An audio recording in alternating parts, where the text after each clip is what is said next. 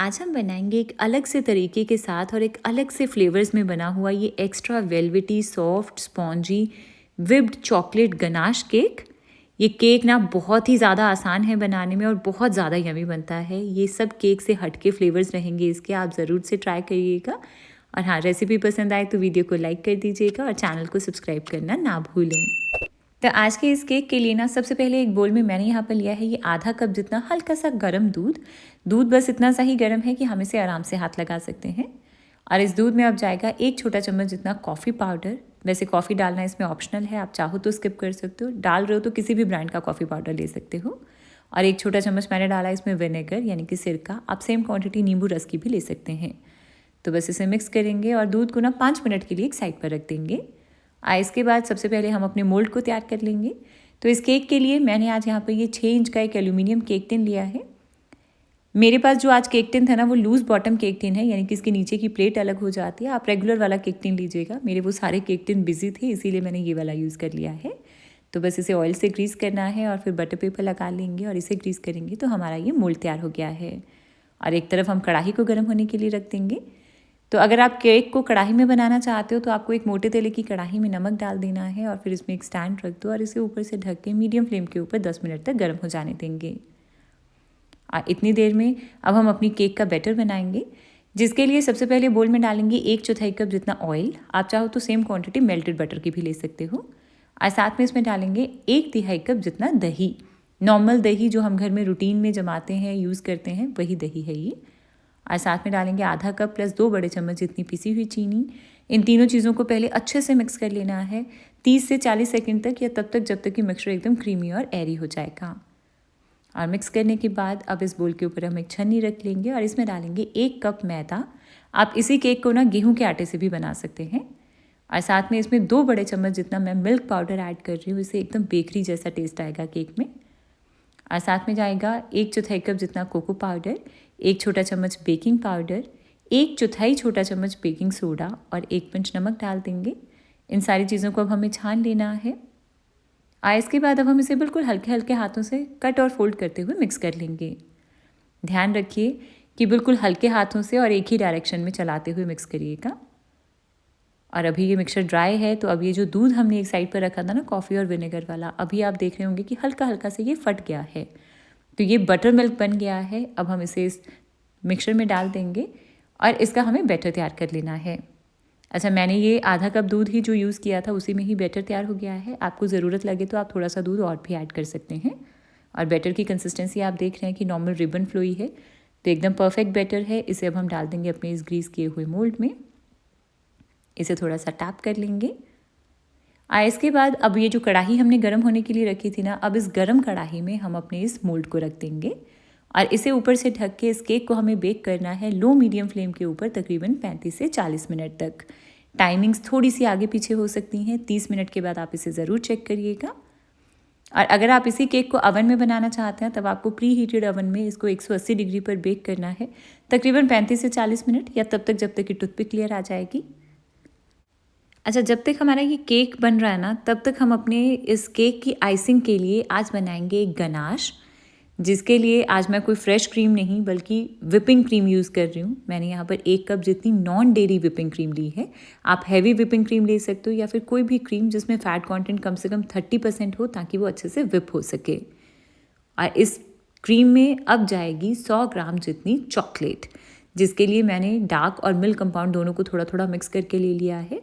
आप कोई भी एक तरह की चॉकलेट ले सकते हो। आज ना हम ये विप्ड गनाश बनाएंगे जो बहुत ज़्यादा टेस्टी लगता है। अच्छा, इन दोनों चीज़ों को मेल्ट करना है। डबल बॉयलर मेथड यूज़ कर सकते हो, जिसका लिंक मैंने नीचे डिस्क्रिप्शन बॉक्स में दिया है। मैं आज इसे माइक्रोवेव कर रही हूँ, तो मैंने 30 सेकेंड्स के इंटरवल पर इसको अच्छे से माइक्रोवेव किया और अब आप देख रहे हो कि जो चॉकलेट है वो क्रीम में अच्छे से मेल्ट हो गई है। और इसके बाद ना अब इस क्रीम चॉकलेट मिक्सचर को ना हम फ्रिज में रख देंगे आधे से 1 घंटे तक, ताकि अब ये जो क्रीम हमने गर्म कर दी ना, अब ये अच्छे से चिल्ड और ठंडी हो जाए, फिर हम इसे विप कर लेंगे। इसके बाद अब हम चलेंगे केक की तरफ। तो केक को रखे हुए मुझे पूरे 35 मिनट हुए हैं। वाओ, आप देख रहे हो कि केक कितना अच्छे से फूल गया है। टूथपिक के साथ सेंटर में इंसर्ट करके चेक कर लेना है। टूथपिक भी बिल्कुल क्लियर है, इसका मतलब है कि केक हमारा अच्छे से बेक हो गया है। तो बस इस केक को अब हम निकाल के एक रैक के ऊपर रख देंगे और इस केक को पूरे अच्छे से ठंडा हो जाने देना है, फिर हम इसे डीमोल्ड करेंगे। और अब इस क्रीम को मुझे फ्रिज में रखे हुए ना तकरीबन पौना घंटा हो गया था, मतलब 45 मिनट। मेरे यहाँ पर आजकल ठंड बहुत ज़्यादा है तो 45 मिनट सफिशेंट रहे मुझे। तो क्रीम अब हमारी बिल्कुल अच्छे से ठंडी चिल्ड है। तो इस क्रीम को अब हम विप करेंगे, जैसे हम नॉर्मल क्रीम को विप करते हैं वैसे ही विप करना है तब तक जब तक कि क्रीम में स्टिफ पीक्स बनने लग जाएंगी। तो इस तरह से गनाश बनाकर विपिंग क्रीम के साथ आप विप करिए, विप्ड गनाश के साथ अपने केक की आइसिंग करिए, बहुत ज़्यादा यमी बनेगा आपका केक। तो बस हमारी ये क्रीम तैयार हो गई है, इसमें स्टिफ पीक्स बनने लग गई हैं। बोल को उल्टा करके चेक कर लो, ये क्रीम गिर नहीं रही है, इसका मतलब है कि अच्छे से विप हो गई है। अच्छा, इस क्रीम को जब तक यूज़ नहीं करना है ना तब तक के लिए फ्रिज में रख देंगे। इसके बाद अब इतनी देर में हमारा ये केक भी ठंडा हो गया है। अब हम इसे डीमोल्ड कर लेंगे। सबसे पहले चाकू से साइड्स को अलग करेंगे और इसे उल्टा करके निकाल लेंगे। केक बहुत ईजीली बाहर आ जाएगा। क्योंकि मेरा लूज़ बॉटम केक टिन था तो इसकी प्लेट भी निकल आई है साथ में। तो इसे और बटर पेपर को हटा देंगे और अब आप इस केक का टेक्स्चर देखिए, एकदम परफेक्ट जालीदार है ये केक, बहुत ज़्यादा सॉफ्ट और स्पॉन्जी बना है। इस तरह से जब विनेगर और दही दोनों एक ही केक में हम यूज़ करते हैं ना तो केक वेलवेटी सॉफ्ट बनता है। आप ट्राई करके देखिएगा। तो चलिए अब हम अपने इस केक को लेयर्स में कट कर लेंगे। पहले इसका अनइवन पार्ट निकाल देंगे ऊपर का। केक का टेक्सचर एकदम परफेक्ट जालीदार, बहुत सॉफ्ट और स्पॉन्जी है ये। अच्छा, इसके बाद अब इस केक को मैं 3 लेयर्स में कट कर रही हूँ। मैं जनरली ना साइड पे कट लगा के पहले 2 और फिर एक थ्रेड से कट करती हूँ, ऐसे बहुत नीट और फाइन फिनिशिंग आती है। तो एक लेयर आ गई है, इसी तरह से दूसरी लेयर को निकाल लेंगे। तो केक की तीनों लेयर्स तैयार हो गई हैं। अब हम अपने इस केक की आइसिंग करेंगे, जिसके लिए बोर्ड के ऊपर सबसे पहले थोड़ी सी क्रीम लगाएंगे, यानी कि ये विप्ड गनाश लगाएंगे और इसके ऊपर रखेंगे केक की पहली लेयर और इसे हम मॉइस्ट करेंगे शुगर सिरप के साथ। इसके लिए मैंने आधा कप गर्म पानी में बस 1 चम्मच चीनी को घुलने तक मिक्स किया था और अब ये पानी रूम टेम्परेचर के ऊपर है और इससे हम अपने केक को मॉइस्ट कर रहे हैं। और इसके ऊपर अब जाएगा हमारा ये विप्ड चॉकलेट गनाश और इसे स्मूथ कर लेंगे। आप चाहो तो थोड़ा सा एक्स्ट्रा चॉकलेट गनाश बनाकर इस लेयर में ऐड भी कर सकते हो और भी ज़्यादा चॉकलेटी बनेगा केक। इसके ऊपर अब रख देंगे केक की सेकेंड लेयर और इसे फिर से मॉइस्ट करेंगे और इसके बाद इन सारे स्टेप्स को अब हम रिपीट करेंगे। और यहाँ मैं आपसे एक स्पेशल रिक्वेस्ट करना चाहती हूँ कि प्लीज़ अगर आपको मेरी रेसिपीज़ पसंद आती हैं, आपके लिए यूज़फुल हैं, तो प्लीज़ मेरे चैनल को ज़रूर से सब्सक्राइब करिएगा और उसके साथ में जो बेल आइकन है ना उसे ज़रूर प्रेस करें ताकि वीडियोज़ की सारी नोटिफिकेशन आप तक सबसे पहले पहुँच सकें। तो अब मैंने ये थर्ड लेयर भी रख दी है, इसे भी मॉइस्ट कर लिया है और इसके बाद अब हम अपने इस विप्ड गनाश के साथ पहले एक क्रम कोटिंग कर लेंगे और इसके बाद केक को बस 15 मिनट के लिए फ्रिज में रख देना है। 15 मिनट के बाद निकालेंगे इसे दोबारा से, फिर से एक क्रीम की फाइनल लेयर देंगे और इसके बाद इसकी हल्की सी फिनिशिंग कर लेंगे। तो फाइनल फिनिशिंग के लिए मैं हमेशा कार्ड यूज़ करती हूँ, आप स्क्रेपर ले सकते हो, बस थोड़ा थोड़ा से इसे फिनिश कर लेना है। अच्छा, इसके बाद ना आप चाहो तो केक को जैसे मर्जी गार्निश कर सकते हो। मैं एक बहुत सिंपल सी गार्निशिंग का तरीका बता रही हूँ आपको, जिसके लिए ना मैंने यहाँ पर ये नॉर्मल सा एक स्पैचुला लिया और इसके साथ मैं पहले अपने इस केक की साइड्स पर इस तरह से ये पैटर्न बना रही हूँ।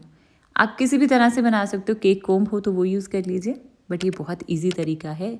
स्पैचुला भी नहीं होना तो चम्मच से भी ये काम हो जाएगा। और इसी तरह से केक के ऊपर की साइड पे भी मैं इसी से ही थोड़ा पैटर्न बना रही हूँ। और इसके बाद अब मैंने ली हैं थोड़ी सी चॉकलेट शेविंग्स। नॉर्मल चॉकलेट को बस ग्रेटर से ग्रेट किया और हमारी चॉकलेट शेविंग्स बन गई हैं। तो केक के ऊपर और केक के नीचे बाउंड्री पर मैं ये चॉकलेट शेविंग्स लगा रही हूँ और बस मेरा ये चॉकलेट केक तैयार हो गया है। मैंने बिल्कुल सिंपल सी गार्निशिंग रखी है। तो है ना कितना आसान इसे बनाना। इसमें केक स्पॉन्ज एकदम वेलवेटी सॉफ्ट और स्पॉन्जी है और साथ में ये विप चॉकलेट गनाश बहुत ही ज़्यादा यमी बनता है ये।